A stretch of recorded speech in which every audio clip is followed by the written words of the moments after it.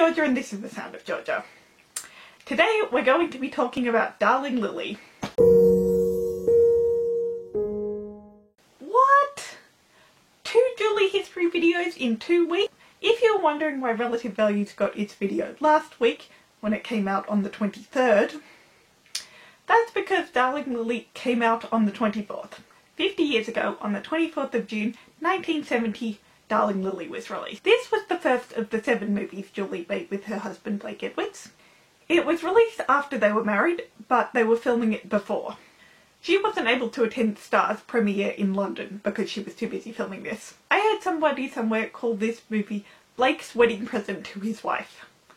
And yes, I can definitely see that. This movie exists solely because of Julie Andrews, and that means it is way too meta for its own good. There is one performance in the show, and to quote the lyrics of the song, "Bet you don't need 3 guesses and not even 2 to work out what the scene is referencing." I'll leave a link to a video about Darling Lili, and specifically how meta it gets, by Better with Bob. He actually saw my Darling Lili movie versus novelization video and left me a link to his video. It's a really good video and I think it talks about Darling Lili's meta-ness, how meta it is, even better than I could. So I'll leave that video to talk about how meta Darling Lili is, and I'll talk more about everything else in this video. Darling Lili is basically a fictional Mata Hari story. Mata Hari was a Dutch performer around the time of World War I who was found out to be spying for the Germans when she was in France. She was eventually executed. If you've seen Darling Lili, you can obviously see the similarities. In fact, similarities is putting it nicely. Julie plays Lili Smith/Smit, who is an English concert hall performer around the time of World War I, but she's got a secret. Behind the scenes, she's actually working for the Germans as a spy. Her latest assignment, which is what the movie follows, is where her target is Major Bill Larrabee, who is played by Rocketson. I wonder how that goes. Did I mention this movie takes place in France? Now, not everything about Mata Hari is 100% confirmed and concrete, but as far as the premise goes, Darling Lili is pretty much Mata Hari with a different name. Coming out at the end of the 1960s, when musical movies were on their way out, and following Star, which definitely did not help with Julie's career, because it was also a flop, this movie did not do particularly well. I talked in my movie versus novelization video about how the ending of the book was so different from the ending of the movie. That ending obviously came from a much earlier version of the story, but the endings are so different that it makes me wonder whether the success of the movie would have been different had they been able to go the original route. I think it was budget or time constraints or something like that they had to change it so drastically. And of course, you can watch the video to find out exactly what that route was. Honestly, I don't know. Overall, this movie is all over the place, and a different ending, no matter how different, might not have been enough to save it. But if you watch my movie versus novelization video, or have read the novelization, or know the original ending somehow, let me know what you think. Now, as to what I love about this movie, because there is a lot. This might actually be my second favourite Julie Andrews movie of all time, second only to Sound of Music. But I think a huge part of the reason I love this movie so much is because of how I was introduced to it. I first heard about Darling Lili on the 25th of May 2013, the night I met Julie. So I think it's pretty reasonable to assume that I connect this movie to that night in a way that I don't with any other Julie Andrews movie. And Darling Lili was the first movie that I saw for the first time after that night. For the first few times I watched it, I was pretty confused about a lot of the subtler elements of the movie. But even then, I kept watching it over and over and over again. Another one of her movies that confused me the first couple of times I watched it was Torn Curtain, but it took me a lot longer to completely understand everything going on with Torn Curtain, just because I watched it less. And I watched it less because I didn't love it as much. Obviously, with Julie's character being an entertainer, this movie is a musical. A completely diegetic musical, but a musical nonetheless. And all the songs are beautiful.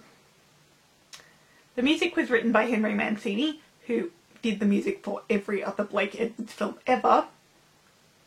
Well, maybe not every Blake Edwards film ever, but a lot of them. But my absolute favourite song would have to be The Girl in No Man's Land. When night is falling, she comes calling, the girl in no man's land. She comes to cheer them and be near them, a dream they understand. Also, just as another cool fact about the music, the opening scene with Whistling Away the Dark was filmed in one single take. They didn't get it perfectly on the first take, but every time Julie messed up, they had to start from the beginning. And oh my god, the costumes in this movie. I love them. I want Lily's wardrobe. It's not even close to the kind of things I wear. Like this cardigan. You've all seen it before because I wear it so much. A lot of the time I actually have to change tops right before I film, just to assure you that I do own other clothes. Because I live in this cardigan. It is so comfy. Lily's outfits are nothing like what I would wear, but oh my god, I want them so much. My absolute favourite costume is one that we barely ever get to see. It gets maybe 2 seconds of screen time. I say it's and I'm talking about a costume. One of my absolute favourite moments in the film, besides Julie being also wonderful when she sings, is the moment Lily finds out about Bill's relationship with another woman. But when she comes home, letting out a string of not expletives, before finally slamming the door and definitely cursing, even though we don't hear it, is one of my favourite moments in the entire film. That filthy, scheming, cheating, faking, lying, egotistic, self-indulgent, hedonistic son of a... I really just love any time Julie Andrews swears. Curses like a sailor with perfect diction. Cursing was actually a big thing for Julie. It was around the time when they were filming Darling Lily that she wrote her first novel, Mandy. She wrote it for her stepdaughter Jenny, who was Blake's oldest daughter. Julie was asking Jenny to do something. Maybe it was cleaning her room. It was something like that. And Jenny was playing the "You're Not My Mother" card. In the end, they made a deal. If Julie could stop cursing, Jenny would do what she was asked. If she couldn't, Julie had to write her a story. Obviously, she lost. I love this movie so much. It is one big hot mess, but it's also got Julie singing as well as being snarky. And I love that. I love it when she is either of those things, and having them both in one movie is even better. Would I love Darling Lily as much if my introduction to it hadn't been the same night Julie Andrews herself wished me a happy birthday? It's hard to say. Julie's musicals definitely take up the majority of the top of my list of Julie movies, so I'm sure it would have been a favourite, but number 2, possibly not. Would I recommend Darling Lily?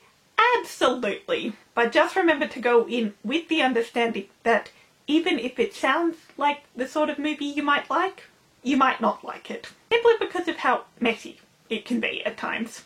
But if it sounds like something you will like, you'll probably like something in it, even if you don't like it as a whole. And that's everything I've got for you today, guys. I hope you enjoyed. Let me know in the comments, have you seen Darling Lily? And if you have, what do you think of it? I hope you guys are all staying safe. Feel free to like and subscribe, and I'll see you in my video next week. So long, farewell!